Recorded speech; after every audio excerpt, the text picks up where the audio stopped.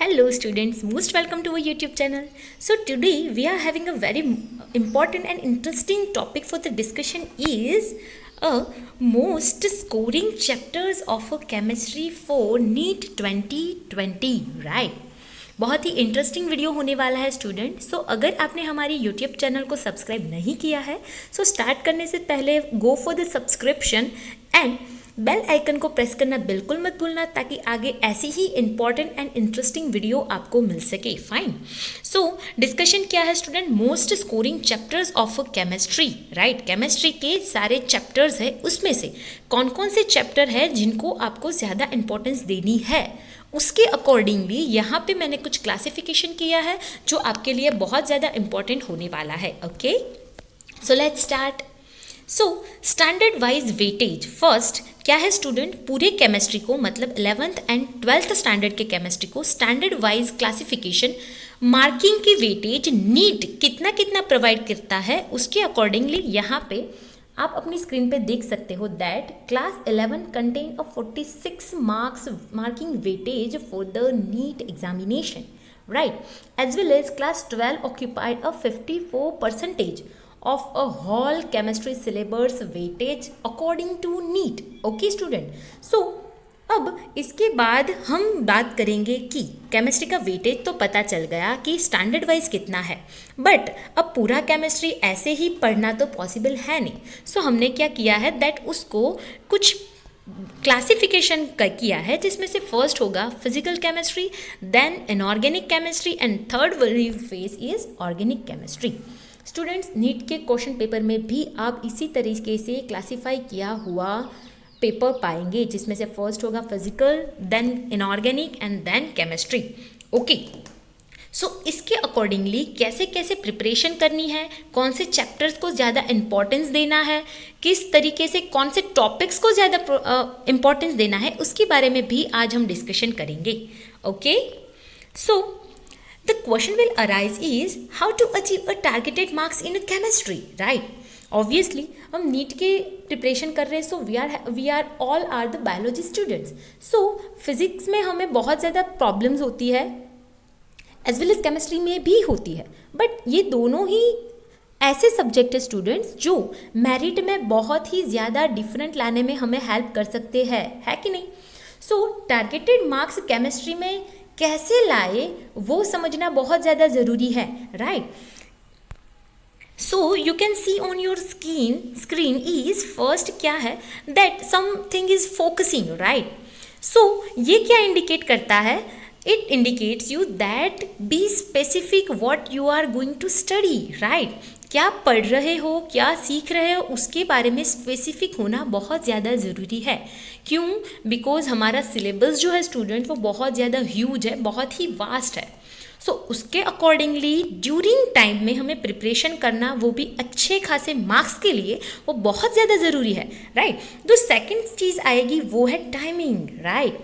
क्यों? क्योंकि कम से कम टाइमिंग में हमें बहुत सारा कुछ कवर करना है स्टूडेंट. 3 सब्जेक्ट्स है जिसको अकॉर्डिंगली हाईएस्ट मार्क्स लाने के लिए हमें प्रिपेयर करना है, राइट? तो ये दोनों ही चीज़ें हैं जो बहुत ज़्यादा ज़रूरी है. अब आप सोचेंगे मैडम ये तो हमें पता है बट कन्फ्यूजन इज हाउ, कैसे करें, राइट? सो ये जो सारा कन्फ्यूजन है उसके लिए अब हमें चाहिए वन स्ट्रॉन्ग ब्रेकर, राइट? मतलब कुछ ऐसे आइडियाज़, कुछ ऐसी स्ट्रेटजीज चाहिए जो इस केस में हमारे लिए किसका काम करेगी? Obviously the strong breaker, right? So आज ऐसी ही स्ट्रेटजी के ऊपर हम डिस्कशन करेंगे जिसमें से है the strategy is where to start. कहाँ से स्टार्ट करना है ये ही हमें नहीं मालूम. हमको सब पता है कितना वेटेज है, क्या है, कितनी कितनी ब्रांचेस है, कैसे क्लासीफाई किया है, लेकिन हमें ये नहीं मालूम कि वेयर टू स्टार्ट, कहाँ से स्टार्ट करें. मैम 2 बुक्स है, इतने सारे चैप्टर्स है, सब मैशअप हो रखा है, how to start, where to start, right? So उसका आंसर आज हमें मिलेगा दैट कहाँ से स्टार्ट करना है. The first step our is the inorganic chemistry. Start कहाँ से करना है स्टूडेंट? इनऑर्गेनिक केमिस्ट्री से, राइट? तो फर्स्ट स्टेप हमारा क्या होगा? Inorganic chemistry. I am talking about to starting a preparation for the NEET 2020. Okay, why the inorganic chemistry? Because it's a highly scoring subject, highly scoring class of the chemistry, right? क्या है, क्यों है, वो सारा हम आगे discuss करेंगे. Then the second step is a organic chemistry. Third one is a physical chemistry and they we are reach to our goal, right. So क्या है स्टूडेंट, हमारा फर्स्ट स्टेप स्टार्टिंग का कौन सा होगा, which is inorganic chemistry. Then we are talking about organic chemistry and physical. मतलब अगर आपको स्टार्ट करना है तो कहाँ से करेंगे, ऑर्गेनिक, इनऑर्गेनिक से, then organic and then physical. Okay. So the inorganic chemistry में आप अपनी स्क्रीन पे देख सकते हो दैट एक डायग्राम, एक चार्टिकल रिप्रेजेंटेशन मैंने किया है, जिसमें से आपको अकॉर्डिंग टू चैप्टर्स कौन कौन से चैप्टर्स है वो कितने कितने नंबर्स ऑक्यूपाई करते हैं वो दिखाएंगे. जैसे कि फर्स्ट आप देख रहे हैं वो है केमिकल बॉन्डिंग, राइट. उसमें से क्वेश्चन आएंगे student, number of question will be 5 and the mark will occupied is 20. मतलब a highest number of marks you can get from the chemical bonding. So ये जो चैप्टर है स्टूडेंट वो हमारे लिए बहुत बहुत बहुत ज़्यादा इंपॉर्टेंट होने वाला है, राइट. सो किस पे ज़्यादा फोकस करना है, which is a chemical bonding, right. Then हम देख सकते हैं इन दिस ग्राफिकल रिप्रेजेंटेशन में कि 60 कोई ऑक्यूपाई कर रहा है, which is coordination compounds. Here 4 number 16 marks, right. So ये भी हमारे लिए बहुत ज़्यादा इंपॉर्टेंट होने वाला है. Then you can say s and p block element 2 question which means 8 marks. Periodic table 1 question and 4 marks, right. अब पीरियोडिक टेबल में से मोस्ट ऑफ द क्वेश्चंस ऐसे आते हैं स्टूडेंट जो पीरियोडिसिटी या फिर हम बोल सकते हैं that electron gain enthalpy, electron मतलब एंथैल्पी के रिलेटेड बहुत बार क्वेश्चंस आ सकते हैं, right. D and F block element में से 2 क्वेश्चंस आएंगे विच occupy the 8 marks, right. Block elements भी हमारे लिए बहुत ज़्यादा इंपॉर्टेंट होने वाला है. देन आएगा 1 मार्क्स के क्वेश्चन जो आएंगे क्वालिटेटिव एनालिसिस में से एंड मेटलर्जी में से, राइट. अब ये हमारे लिए इंपॉर्टेंट तो है, बट इसके लिए हमें थोरली चैप्टर वाइज 1 लाइन वाइज पढ़ने की ज़रूरत नहीं है. सिर्फ क्या करना है, थ्योरी पे कॉन्सेंट्रेट करना है, उसमें से अकॉर्डिंगली तो आ ही जाएगा, ठीक है.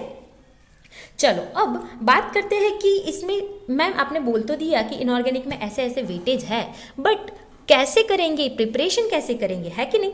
सो स्टूडेंट इनऑर्गेनिक की प्रिपरेशन करने के लिए हमारे पास मदर सोर्स ऑफ रीडिंग जो है वो होगी हमारी NCERT book, which is a very very very most important for the NEET. Okay.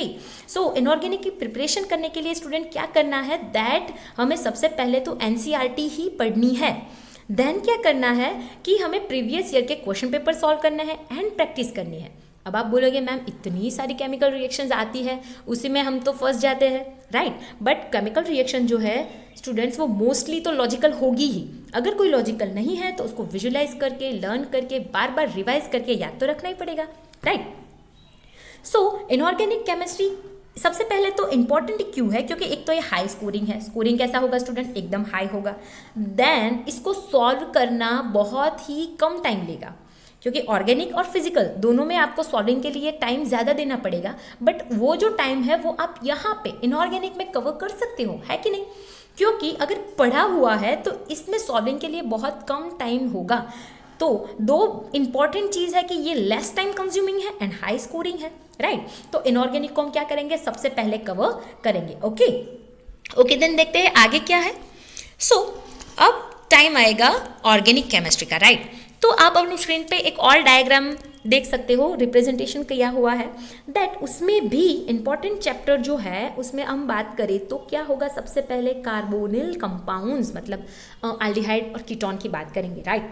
उसमें से हाईएस्ट नंबर आएंगे which is 16. Number of question will 4 and mark occupied is 16, right. तो ये भी हमारे लिए बहुत ज़्यादा इंपॉर्टेंट है. देन हम आते हैं जीओसी पे, राइट, जर्नल ऑर्गेनिक केमिस्ट्री.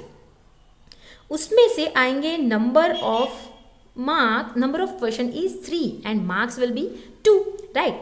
फिर आएंगे haloalkanes and haloarenes पे, जिसमें से आएंगे number of question 2 and marks will be 4, right. IUPAC nomenclature and isomerism ये बहुत ही ज़्यादा इंपॉर्टेंट है, क्योंकि ये ऐसे टॉपिक्स है जिसमें से एवरी टाइम क्वेश्चंस आते ही आते हैं. एंड अब जब हमें पता है कि 2 टॉपिक्स में से क्वेश्चन आ रहे हैं तो हम वो टॉपिक क्यों छोड़े, राइट. देन आएंगे बायोमोलिक्यूल्स पे, राइट. बायोमोलिक्यूल्स पे क्या होगा स्टूडेंट्स, बायोमोलिक्यूल्स के क्वेश्चन होंगे which is a 2, right, number of question will be 2 and the marks will be 4. Okay, aromaticity में से क्वेश्चन आएगा 1 जिसके मार्क्स होंगे 4. अब बाकी के जो भी टॉपिक है which is environmental chemistry, practical organic chemistry, उन सभी में से कितने क्वेश्चन आएंगे? 1 क्वेश्चन आएंगे, राइट. तो अब यहाँ पे इंपॉर्टेंट हमारे लिए हो जाता is carbonyl compounds and GOC, right. So organic chemistry में हम सबको पता है कि क्या सबसे ज्यादा इंपॉर्टेंट है student? A naming chemical reaction, right. So कैसे प्रिपरेशन करनी है? नेमिंग केमिकल रिएक्शन की जितने भी रिएजेंट है, प्रोडक्ट है, नेमिंग केमिकल रिएक्शन की सबसे पहले लिस्ट प्रिपेयर करो, उसको एकदम से रेडी करो, क्योंकि नेमिंग केमिकल रिएक्शन जितनी भी होती है वो कॉम्पिटिटिव एग्जाम के पॉइंट ऑफ व्यू से हमारे लिए बहुत ज़्यादा इंपॉर्टेंट होती है. ओके, देन क्या करना है? आईयूपीएसी नोमेनक्लेचर एंड आइसोमरिज्म को ठीक से कर लेना है, राइट. अब ऑर्गेनिक केमिस्ट्री करने के लिए सबसे ज़्यादा इंपॉर्टेंट चीज़ होती है प्रैक्टिस. ओके, जितनी ही प्रैक्टिस करोगे रिएजेंट एंड प्रोडक्ट बनाने की, जितने ही केमिकल ट्रांसफॉर्मेशन जो है वो प्रैक्टिस करोगे, उतने ही इजीली हमें याद हो सकता है, क्योंकि more you practice more you become a familiar to the product और concept of reagents, right. Okay, then आगे हम डिस्कस करेंगे फिजिकल केमिस्ट्री पे, राइट.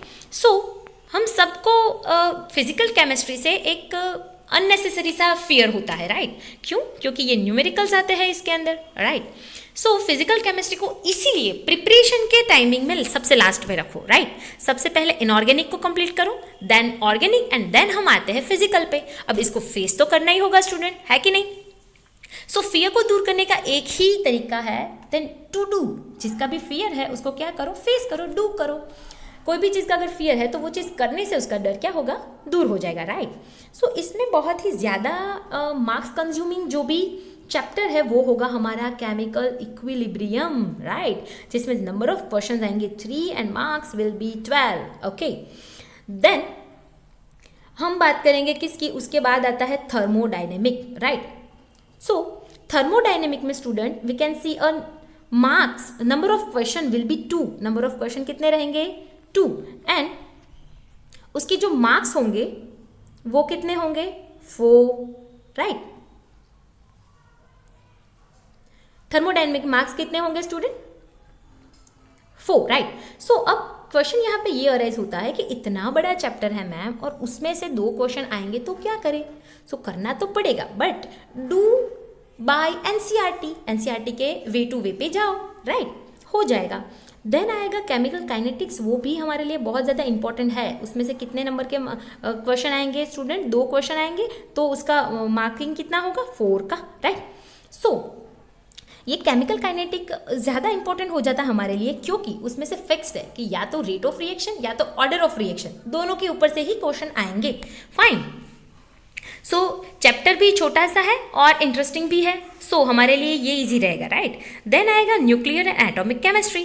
फिर आएगा सॉल्यूशन, जो भी हमारे लिए बहुत ज़्यादा इंपॉर्टेंट है. सॉल्यूशन में से हमें आएगा 2 मार्क्स के क्वेश्चंस, एक क्वेश्चन आएगा 4 मार्क्स का क्वेश्चन, राइट. एक क्वेश्चन 4 मार्क्स, बट ये इंपॉर्टेंट चैप्टर है और हम इसको इजीली कवर कर सकते हैं क्योंकि उसके न्यूमेरिकल्स जो है वो इजी है, राइट.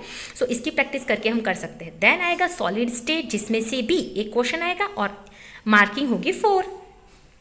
बट अब इम्पॉर्टेंट क्या है? Which is a surface chemistry. बहुत छोटा सा चैप्टर है, सो इजीली हम इसको कवर कर सकते हैं और न्यूमेरिकल्स भी बहुत ज़्यादा कम है. सो ये चैप्टर को नहीं छोड़ना है क्योंकि 4 मार्क्स ऐसे ही हमें मिल रहे हैं. छोटा सा चैप्टर है और इजी भी है, राइट.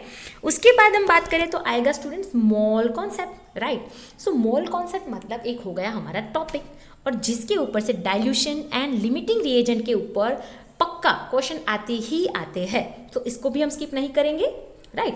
देन आएंगे इलेक्ट्रोकेमिस्ट्री पे, जिसमें से एक क्वेश्चन आएगा which is occupied a 4 marks, right. So ये हमने देख लिया क्या? Classification and distribution of marking, right. So physical chemistry को टेकल कैसे करना है उसके बारे में डिस्कशन करें स्टूडेंट. तो फिजिकल केमिस्ट्री मतलब न्यूमेरिकल्स एंड न्यूमेरिकल्स, राइट. सो करना क्या है? दैट सबसे पहले तो फॉर्मूला पे फोकस करो, राइट. जितने भी फॉर्मूलाज आते हैं एनसीईआरटी, उसको इतनी प्रैक्टिस करो कि वो हमसे बहुत ज़्यादा फैमिलियर हो जाए, क्योंकि फॉर्मूला अगर आपको अप्लाई करना आएगा तो वो एग्जाम में टाइम कंज्यूम नहीं करेगा और आप फटाफट से उसको सॉल्व कर सकते हैं, क्योंकि हमने स्टार्टिंग में ही बात की है timing is a more valuable for us, right. So क्या करना है, प्रैक्टिस करनी है, मोर एंड मोर प्रैक्टिस करो। सबसे पहले तो फॉर्मूला की प्रैक्टिस करो एंड देन प्रीवियस ईयर के क्वेश्चन पेपर सॉल्व करो। उसके ऊपर से हमें क्या होगा, प्रैक्टिस ज़्यादा से ज़्यादा होगी, तो जब भी हमारे सामने कोई भी प्रॉब्लम आएगा तो हम इजीली उसको सॉल्व कर सकते हैं। ओके स्टूडेंट, सो ये आज की हमने बात की कि हाई स्कोरिंग चैप्टर्स कौन कौन से हैं और उसको कैसे टेकल कर सकते हैं तो हमें ज़्यादा से ज़्यादा अच्छे मार्किंग मिल सकती है, राइट। सो आज का लेक्चर यहीं पे एंड करते हैं। देन आपको ये लेक्चर कैसा लगा उसको कमेंट करना मत भूलना, लाइक शेयर एंड सब्सक्राइब जरूर करना। Okay, so thank you for watching, see you in the next lecture.